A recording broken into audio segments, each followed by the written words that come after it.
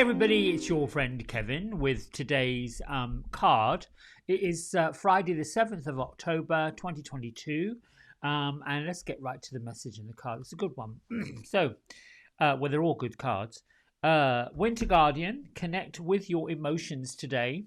And these are from Carl Gray's Angels and Ancestors Oracle deck with images by Lily Moses. So what can I say about the Water Guardian? Sort of reminds me a bit of Archangel Haniel, who is the archangel that works with our shadow selves, ourselves that perhaps we don't necessarily acknowledge all the time.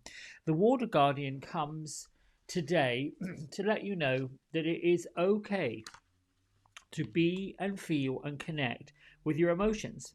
The energy of today is being encouraged to understand really exactly how we feel.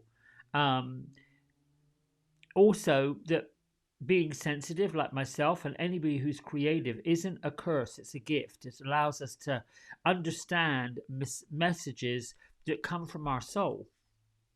You know, the element of water is what we use to flow through. It's flowing through our blood. It's the essence of life, if you will, just like air. And if you think about your tears, if you are, if this stuff brings up tears, that's like the flesh. So the Water Guardian represents the angels of water, your emotional side. The Water Guardian also helps us go deep within the depths of our emotions and see just how we really do feel on that not everything is all on the surface. Oftentimes, I know myself, being a deep and brooding, sensitive Scorpio, I can keep my stuff locked up. I can keep all that stuff under wraps. So the message for me today would be that my angels want me to know that it's okay to feel the emotions that are surfacing right at the moment. It doesn't matter if they're joyful or sad, they're all powerful messages that allow all of us to understand what we want, what we need, and taking the time to breathe, to meditate, to acknowledge them, to let them flow, instead of allowing it all to build up and explode all at once, which is typically what we will do. And I see that a lot.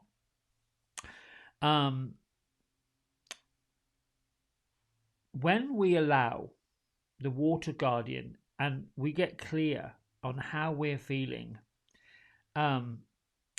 it's tapping into our telepathic, our intuitive, our psychic abilities, our abilities to be compassionate, our abilities to be empathetic. So it's really important to acknowledge what is coming up, where it's coming from, where the root is. I think oftentimes I was thinking about this yesterday in my meditations. I'll share with you really quickly. I had an altercation yesterday with a complete and utter stranger. I was in a store and this person, stores now have these self-checkout lines. It's efficient because we're a culture now that does not want to wait for anything. And I can be guilty of that. Zip in, zip out, I've got time, all that kind of stuff. That is an emotion. That's getting in touch with the emotion of patience. So I could see there were 3 self-checkout lines. 2 of them had lines in them, and the one that was sort of over on the side, wrapped around an end cap, seemed to be the shortest. Well, what do? You take the shortest line. And I went, and I hear a voice behind me saying, excuse me, the line is here. And I responded, well, there are 3. Which line are you in? And I was just matter of fact. There are 3 lines. I chose one.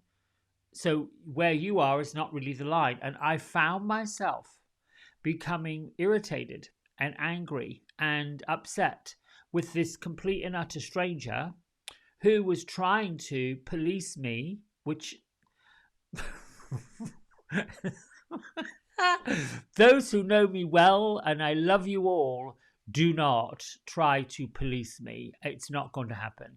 It never happened when I was 5 years old on my first day of school. It did not happen when I was a high schooler.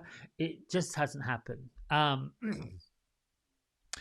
be the first to put my hand up and admit that I've made a mistake and I've screwed up and I'm sorry.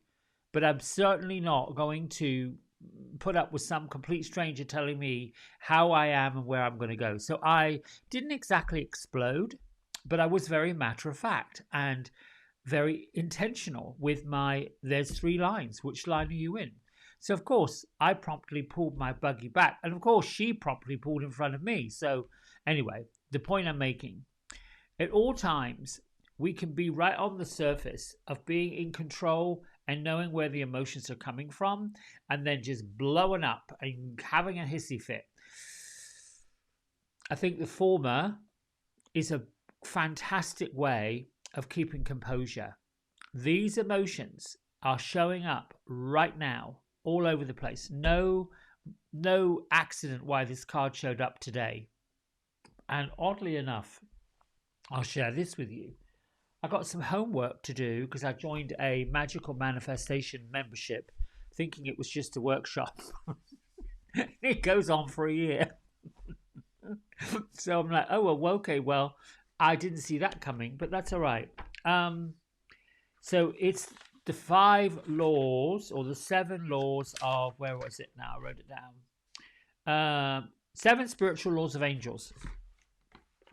So law number 4, which is for today, says law of the good you do comes back to you. It's a flow, and it's about love. It's about the emotion of love. It's about showing love, giving love, having love, being around love, and letting that out first, and then letting it come back in. And the Water Guardian reminds me of this. The ocean. Anytime we do creative visualization or anything like that, most good visualization teachers who are wanting to have people have a meditation experience use the elements as their platform to cause others who are getting into meditation to focus. The focus is usually on something that is healing and something that is easily tangible. Water's one of them. Going up on a mountaintop is another one. That's the air. The other one would be sitting in a meadow, sitting in a garden, sitting in the earth. That's the earth. So we have the water, we have the air, and we have the earth. And sometimes when it's time to move past a really difficult situation, the visualization will involve a bonfire or a fire of sorts, flames, looking into the flame. Usually it's for those who are new to meditation, it can be a candle. Interesting, these guardians follow those elements. They're the angels of the elements. Are you following me? I hope you are. Anyway, so today is really about, think about the flow of love. Think about when you feel love. Think about how you really are feeling.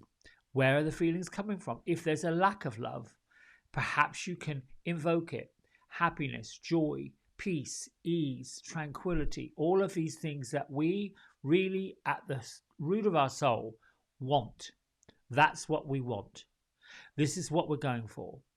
I might be a little bit off the wall, but I like to think that folks who are out there, angry, reactive, this, that, the other thing, behaving badly, if you will, and I was a little guilty of that yesterday. My thoughts and intentions were to this woman, who in the world do you think you are to tell me that I'm on the wrong line? And she carried on. She didn't like me telling her off. Of course not, because she wanted to make me wrong. No, not going to happen. Anyway, there was a little bit of that. My ego was coming out. No, not having it. Anyway, I digress. So, does that make sense? Get in touch with your emotions. See where you're missing the stuff that you want. And perhaps, how does that make you feel? When you're missing love, missing happiness, missing joy, missing peace, missing ease. You might not feel quite so good. And then you can seek out, okay, what can I do to get there? Right, my friends, I love you. Thank you for liking, subscribing, all the things that you do. And we'll see each other tomorrow. Bye.